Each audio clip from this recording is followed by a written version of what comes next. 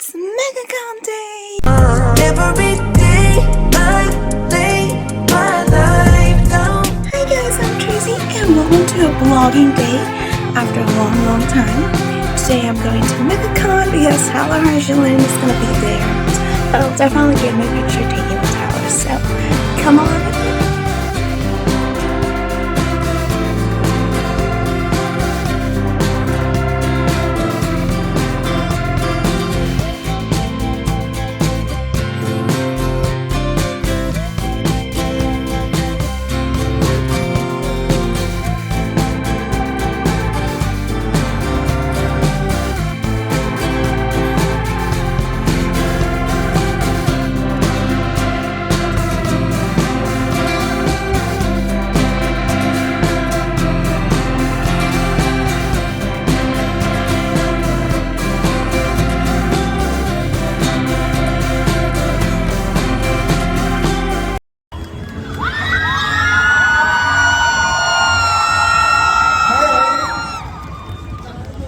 Bienvenido Tyler. Let me check if it's turned on. Hola, ¿cómo estás? Ok. ¿Te puedes hacer un poquito más para acá? Perdón. Nos estará apoyando. Thank you very much for being here, Tyler. We are really glad that you are with us today. We want to know how was your flight and how you felt being here in Costa Rica. Flight was fantastic. It's nice to be back in Costa Rica. This is my third trip to Costa Rica, I think. Very beautiful place, very lovely people, so it's very, very nice to be back. Talking about your career, you know that you used to play baseball. So, which was the moment that you actually say, you know what, baseball is not for me. I'm more like an actor. I never said baseball is not for me. Baseball will always be for me. I still love sports. I love baseball. That's still a big part of like who I feel I am. But I was in my third year of university, and then said no to a few jobs that turned out to be some pretty big things, and had some conversations with people that I really respected and admired, and they gave me some advice to finally pursue acting full time. So that's when I decided to do that after 3 years of college. Let's talk about your process to select that role, because you know everyone would say, hey, do you want to play this role or that role? But you are the one that chooses at the end. So what is the process? What makes you choose one role above others, or? I would say, usually it always has to do with the character and the story. You know, is it a story that you're excited to tell? Is it a character that either you feel you really identify with and can bring a lot to, or one that excites you and maybe makes you a little bit nervous because it challenges you? So those to me are usually the factors that are the most important. You know, is it challenging? Does it feel important to you?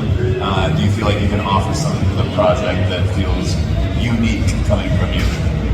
Actors out here who are just getting started, things like that, just be aware that in the very beginning, you're not going to be choosing very many of your projects. So don't feel like you're not doing something right if you're not just choosing. The projects will be chosen for you in the beginning. You'll just be kind of going for what you can find, and you'll be right for what you're right for. So any aspiring actors, don't feel like you have to be choosing from day one. It's just a little tip. As you can see, there are plenty of questions there. Let's go sit with that. How are you? My name is Kevin. I'm really happy to have you here in Costa Rica. Thank you, man. Definition of being successful, you want to translate? Good, strong relationships with people that you mutually respect and admire and love, hopefully. That's number one. Number two is that whatever you pursue, that you pursue it as meaningfully and with as much dedication as you can, and work as hard as you can at it. The result of that is, especially in acting, the result of that is very much out of your hands. So if you get the job, if you don't get the job, it comes down to so many other factors. If you're doing everything you can to make it possible, that is success. How are you? Good, how are you? I love you so much. Thank you for being in Costa Rica. I have been part of football, so I want to ask you.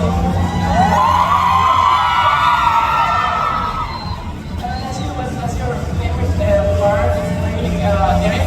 My favorite part of playing that character was was that every season was such a different story for Derek. I feel like in TV sometimes your character can be given the same thing to do over and over and over again. And where he started, and I loved where he ended up. Every season was a very big arc for him. And as an actor, I was always excited. And each season it felt brand new. It was familiar because I was Derek, but it was always something new to explore and discover with him. So I enjoyed that. Playing that character. It's the best cast. We had so much fun. I love all those guys. Her name is Deborah.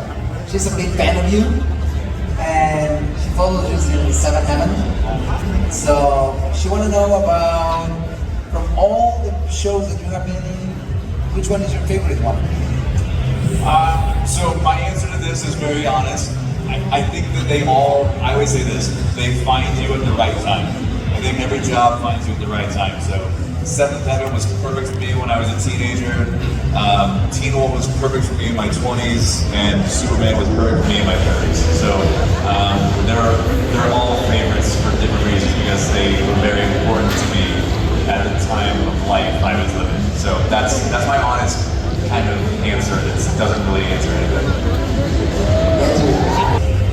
Favorite what? Sorry? A role that you learned for a skill that you learned for a role and that you still use. A good one that I learned. I don't still use it, but I might be able to. And I'm not going to try it here because that would be a bad idea. But I did for Teen Wolf in the second season, the big fight scene at the end. There's a scene where Derek runs up the wall and flips off the wall. They taught me how to do that, and that was very fun. Do you know how to do a backflip? Like just standing and doing a backflip, or? I used to. I did gymnastics for a while when I was very little, so I used to be able to do back tucks, back handsprings. That's amazing. Not anymore, right? Yeah. I haven't tried in a very long time, but I'm not going to try it today for the first time. He really wants a demonstration here live. My question is, if you were to be trapped in the universe of a role you play, which universe would you choose and why? Which universe? Sorry. Which universe would you choose and why? Which universe would I choose for? To be trapped. To be trapped? Like in any of the character universes that I played in? Yes. En lo que piensas se la traduzco. I'm gonna translate it while you think. Si estuvieras atrapado en algún universo de alguno de los roles que has interpretado, ¿en cuál de esos universos te gustaría estar atrapado y por qué? Voy a estar pensando. One of two movies that I've done. Either a movie called Everybody Wants Some. Okay. Or a movie called Palm Springs. One of those two movies, I think, would be the most fun to be trapped in. Those two had the least avoiding death. So I feel like it'd be the most stress-free to be trapped in. How do you feel about Derek's ending? Because I mean, it was a little bit complicated for me at the time. In the movie, yes. Here's the thing. It's the ending of that movie. I'm not saying there's gonna be another one. I don't know if we're gonna do another one. But I would just say that I don't think it's the end. You know what I mean? I like to keep saying I just don't know where he is. That's how I feel about it. I don't know anything. I don't know. They tell me nothing. That sounds like a spoiler. Can we get one? I hope so. I hope it's a spoiler. Every role that you play, that you have to learn something new, right? So, about Superman, what was the best part of being Superman, and also what you learned while playing Superman? My favorite part of playing Superman was he is the most eternally optimistic and hopeful person that there is. And I feel like I spent part of my life being a big romantic about life, and then I was very cynical for a while, and I realized that being cynical sucks. And either way, you're right. Like, if you're romantic about life, you're right. If you're cynical about life, you're right. Both of them are correct.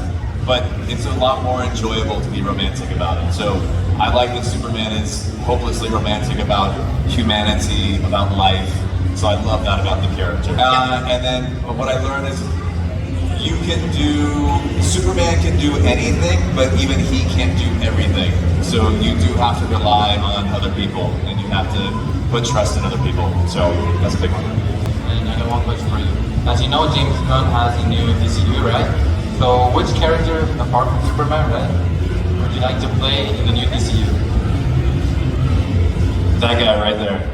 Stand up, stand up, stand up. That guy right there. That one.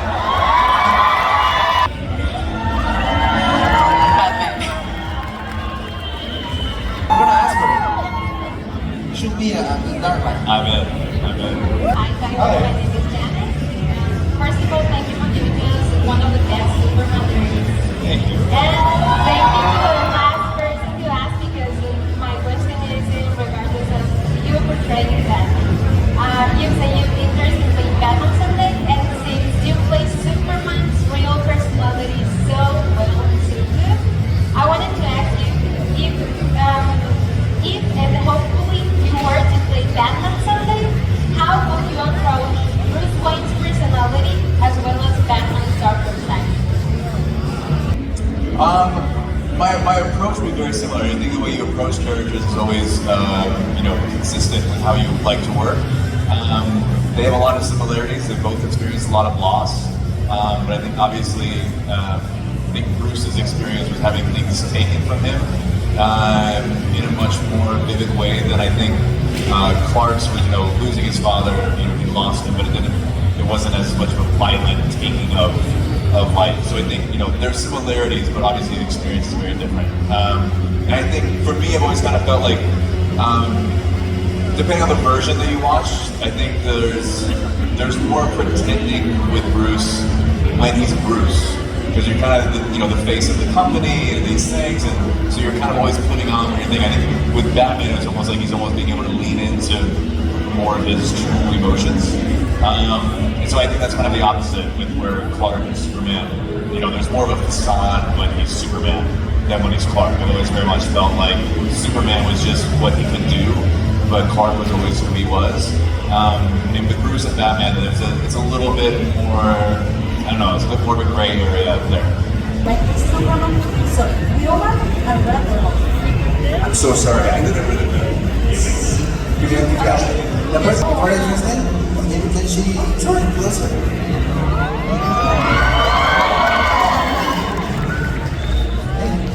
Bueno, I recognize this. I know this very well. Superman. Since we had too many versions of the character, like through comics, books, video games, movies, how was your process of creating this very unique Superman that felt so human, so close to humanity? Being a demigod, I would say. I mean, a part of it starts with the writing, right? I mean, we had really great writers on the show. Our showrunner, Todd Helmig, was amazing. They create the stories, and then we are lucky enough to play them. So I think it starts with the writers coming up with unique stories and a version that hadn't been seen before. Obviously, having them as parents was a completely different experience than we've ever seen. So that was its own unique thing. I don't know. For me, I just always felt like I understand this guy, who he was. I felt like he was way more connected to humanity than the idea of being this demigod. I think it's just, again, I always envision that as just something that he realized that he could do, but it didn't separate him from everybody else that he was experiencing life with. Those are really just kind of attributes and powers, but it doesn't change his experience and his emotions with the relationships that he has. So to me, it was kind of allowing that to stay front and center. Because at the end of the day, to me, that's just always who he was. I didn't think it was any more complicated than that. Happy birthday in MegaCon. Thank you, man. So my question is, what's one life lesson you've learned on your career? What's the what? What's one life lesson you have learned on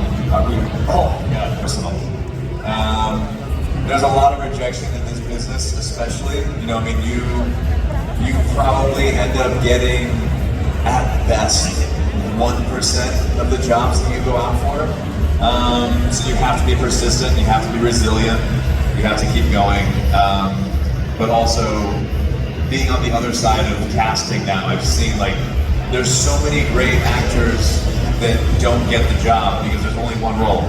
So just because you didn't get it, it's, you know, people take that so harshly and it's like, oh, I wasn't good enough, I wasn't this enough.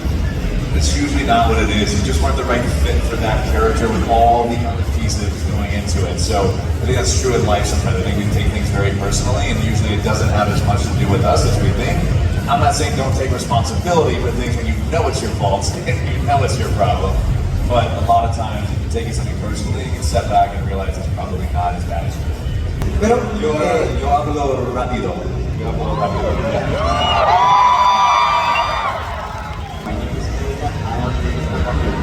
And the question is, what do you hope fans take away from your version of Superman?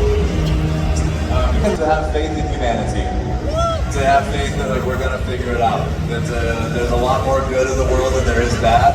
You know, we hear most of the bad, but there's also, I mean, look how many people are here today.